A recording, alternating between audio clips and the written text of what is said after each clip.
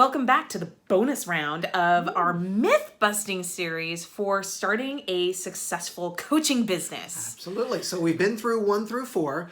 This is myth number 5, and it's about the myth of self-sacrifice and the hustle. The hustle and the grind. I'm so excited. And before we get into that, if you missed any of the other myths, I strongly recommend that you go check them out at amandakaufman.net. That's KAUFMAN.net/blog. And you will see all of the other myths laid out for you there. But stick with us for today because this one's pretty important.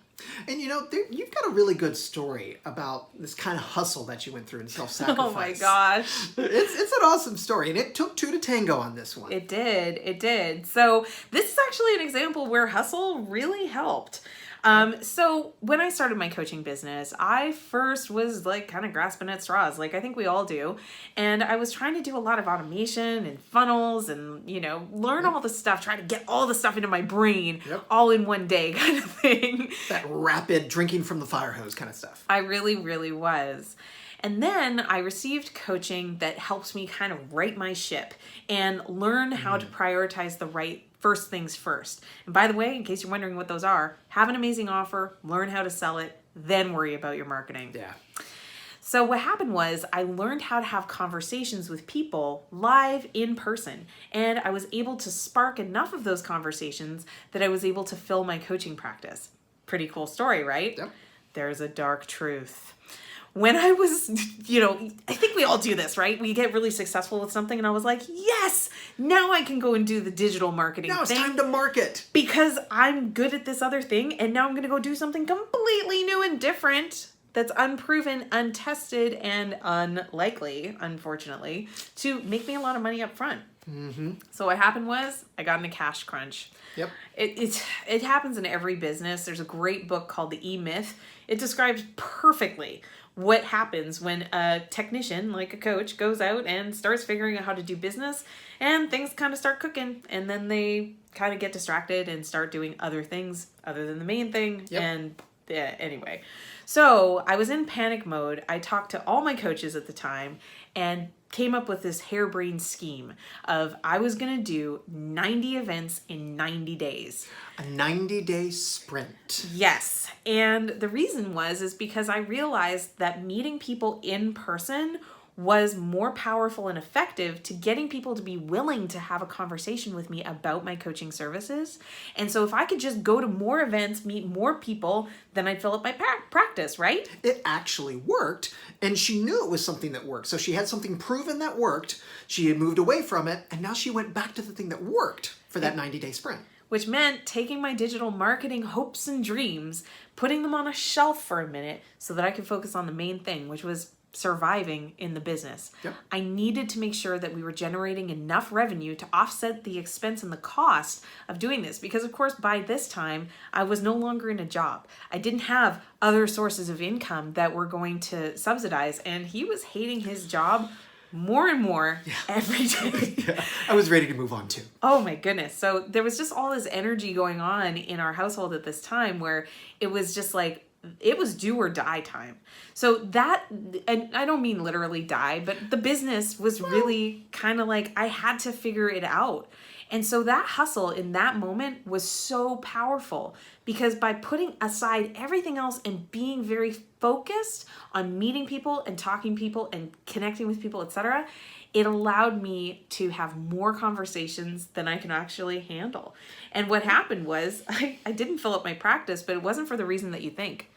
The main reason that I didn't fill up my practice was because I literally couldn't deal with all the people I was meeting every day in a systematized way. So I ended up meeting people and not being able to follow up with them because I was already at the next event before I could do the proper follow-up with the other people. I didn't have enough space in my calendar to receive all of these amazing leads that I was getting, which is a new problem and a better problem than I'm not talking to anybody about my coaching business. It certainly is a better problem. But one of the things you mentioned there is actually takeaway number 1 for this myth busting, and that is that A sprint, like a 90-day sprint like Amanda just suggested, is a great way to focus your energy for a period of time. And that's exactly what she just described here. For 90 days, she focused on a process that had worked for her, helped her get past the crunch she was in, and helped her get set up for her next stage.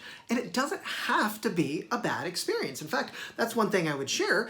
We worked as a team, for example, to help make sure that she stayed energized and ready throughout that 90 days so that she could focus on it. And she took some time, as you'll hear in one of the other takeaways, to help make sure she kept her A game in place. So good. You know, he was so gracious. I was getting on airplanes. I was going to events around the country. I was like really, really committed to this 90-day hustle kind of period. Oh, yeah. And here's what I will share with you. Even though I didn't fill my practice in the 90 days, I filled it very shortly after the 90 days, because here's what else happened.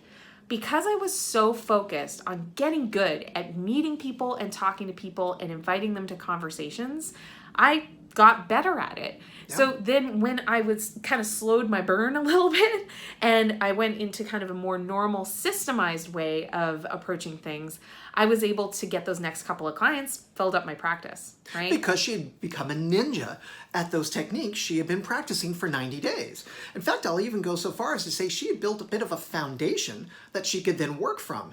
And you know, she mentioned just a moment ago, she was not having time initially for that follow-up to the people she was meeting. That led to one of her earlier discoveries of a program she calls Follow It Up to Set It Up. FUPS up. And that's something that she's used very effectively and teaches to others in some of our programs to help them become a ninja too. I would go so far as to say it's a critical business process for us, is the follow-up and set it up process. And we use it lots of different places, not just for sales.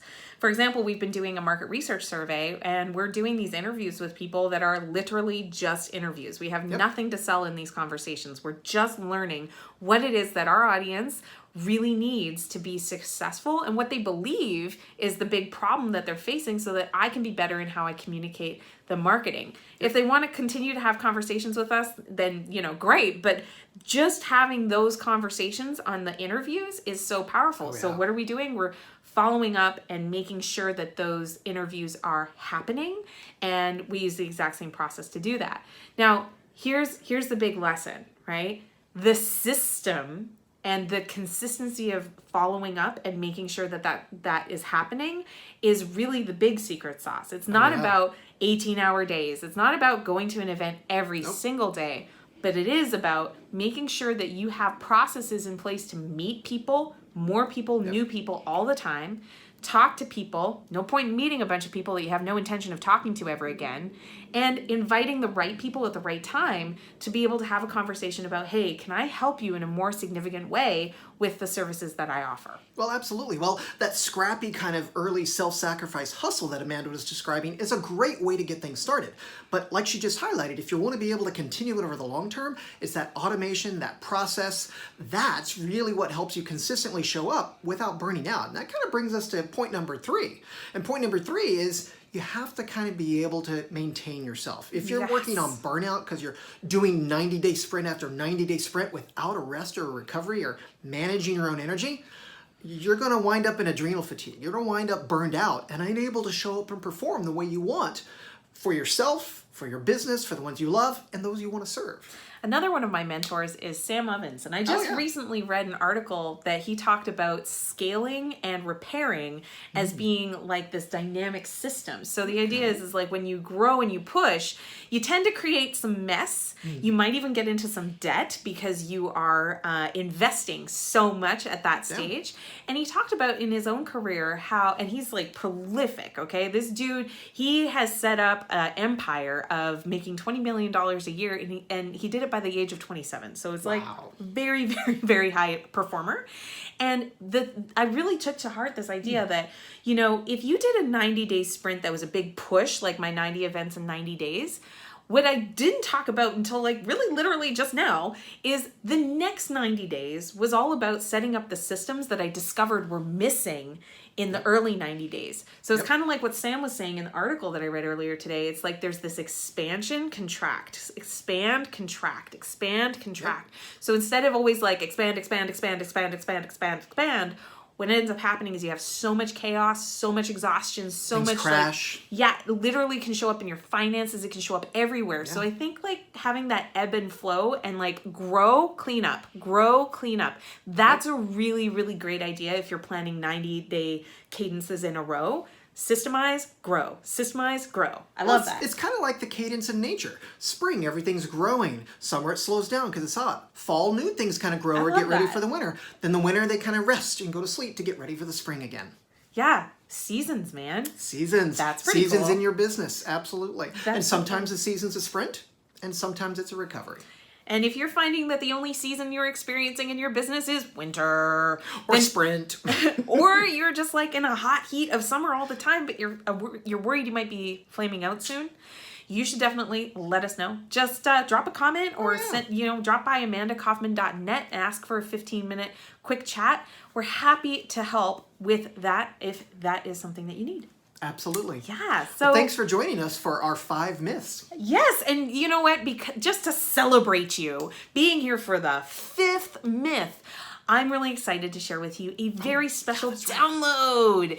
And this download is going to basically help you with seeing where you're at in your hustle. Like, are you balanced, right? And experiencing great balance? Or are you feeling a little pain in certain areas of life that maybe need some attention over your next 90 days? So this will just be a great worksheet to kind of calibrate where you are and decide where you want to focus for the next 3 months. Oh, I can't wait. I didn't even know that was coming. That's awesome. I got surprised too. So you can download that anywhere that you find this video. If you're listening to us on the podcast, be sure to check out the show notes and you'll be able to get access to that download. And it's just a free gift from us. All right. Well, thanks for joining us for these myths. Enjoy the free upgrade content there that Amanda was just talking about. And we'll see you again soon.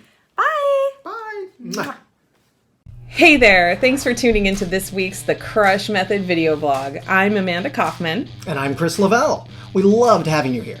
Be sure to subscribe to receive more goodies in your inbox every week and share with others you know who are eager to learn more about building their coaching and expert business. And don't forget to leave a comment below to share your own experiences to inspire and lift others on this journey. And check out our podcast on iTunes called The Crush Method Show so we can join you on your commutes and workouts.